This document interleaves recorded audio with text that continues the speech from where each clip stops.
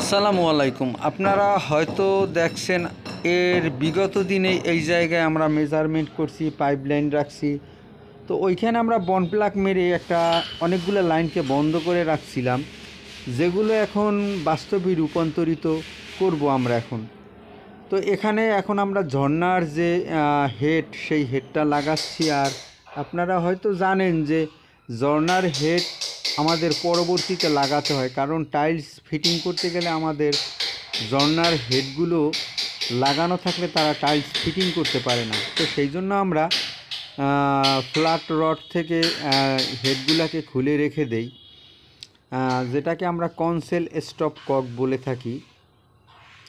তো এখন আমরা ওই ঝর্ণার হেডটা লাগাচ্ছি, এরপরে কিন্তু নিচের যে টেপের পয়েন্টগুলো রাখা হয়েছিল সেইগুলো লাগাবো। তো এখানে আমাদের 3টা হেড লাগানো শেষ। তো এই জায়গায় যে বন প্লাগ মেরে রাখছি, সেই বন প্লাগটা আমরা খুলতেছি। খোলার পরে এইখানে কিন্তু পয়েন্টটা একদম অক্ষত থাকবে, সেইটা আমরা দেখাবো যে এর ভিতরে বালু বা অন্য কোনো আমরা যে সমস্ত সরঞ্জামের কাজ করছি ওগুলো ভিতরে থাকতে পারে না, ঢুকতে পারে না। তো এই বন প্লাগটা এখন খুলছি। বন প্লাগটা খোলার পরে কিন্তু আপনারা দেখবেন যে এখানে একটা বালুর কণাও নেই। তো এই যে দেখেন, এই 2টা পয়েন্টই কিন্তু আমরা খুলছি, একেবারে ফ্রেশ, যেরকম রাখা ছিল সেরকমই আছে। এর ভিতরে কিন্তু বালু ঢুকার কোনো স্কোপ নাই। তো এই কনসেল বিপককটা এখানে লাগাচ্ছি। এখানে 2টা কনসেল বিপকক আমরা এই জায়গাটার 6 ইঞ্চি ডিস্টেন্সে রাখছিলাম। তো কথা ছিল যে এই জায়গায় মিক্সার কনসেল বিপকক বসবে। তো যেহেতু এখানে মিক্সার বসানো হয় নাই, সেই জন্য আমরা আলাদা আলাদা 2টা টেপ বসাচ্ছি, একটা গরম পানির জন্য, অন্যটা নর্মাল পানির জন্য। অনেকে শাওয়ারের গরম পানি ব্যবহার করেন না, সেক্ষেত্রে তার জন্য প্রয়োজন হয় বালতিতে গরম পানি এবং নর্মাল পানি 2টা মিক্সড করে সে ব্যবহার করে।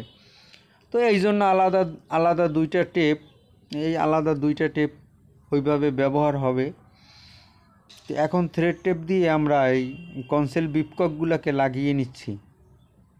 তো এইভাবে আমাদের এই যে পয়েন্টগুলো রাখা ছিল সেই পয়েন্টগুলোই কিন্তু আমরা এখন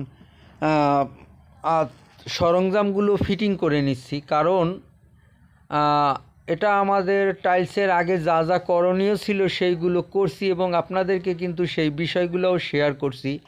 আমাদের এই ভিডিওর নিচেই সেই ভিডিওগুলো দেয়া আছে, মেজারমেন্ট কিভাবে করছি, কিভাবে কনসেল কাটছি, কীরকম আমরা সিপিবিসি দিয়ে লাইন করছি, এভরিথিং। এই টয়লেটের এমন কোনো কাজ নেই যা আপনাদের সাথে শেয়ার করিনি।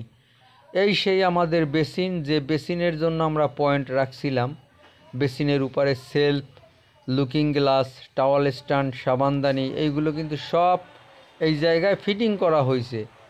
যেটা যেরকম রাখা ছিল সেই শাওয়ার, এই শাওয়ারের 3টা হেড, শাওয়ারের নিচে এই 2টা হলো সেই কনসেল বিপকক। এরপরে এগুলো হলে এই টিস্যু বক্স, পুশ শাওয়ার, সাবানদানি, যা যা একটা টয়লেটে প্রয়োজন, টাওয়াল স্ট্যান্ড, যে একটা টয়লেটের আপনার যা প্রয়োজন সবই আছে এইখানে। এটা আমাদের কমোড, ওই ওয়েস্টার্টার লাইন, আর কমোডের পাশে যে পয়েন্টটা দেয়া আছে সেইটা বলছিলাম আমরা লোডাউনের, সেই লোডাউনের পয়েন্টটা এই। আর কমোডটা আমরা অলরেডি কিন্তু ফিটিং করে ফেলছি। এটার যে ফ্লোরে হোয়াইট সিমেন্ট বা পুটিং দিয়ে আটকানো হয় সেটাও আটকিয়ে নিছি। মোটামুটি এই টয়লেটটা এখন আমাদের সম্পূর্ণরূপে ওকে, এখন ব্যবহার করা যাবে। এটা এখন ব্যবহার করার জন্য কোনো প্রবলেম নেই। তো এই হলো আমাদের সেই বাস্তব রূপান্তরের টয়লেট। তো আজকে এই পর্যন্তই। খোদা হাফেজ।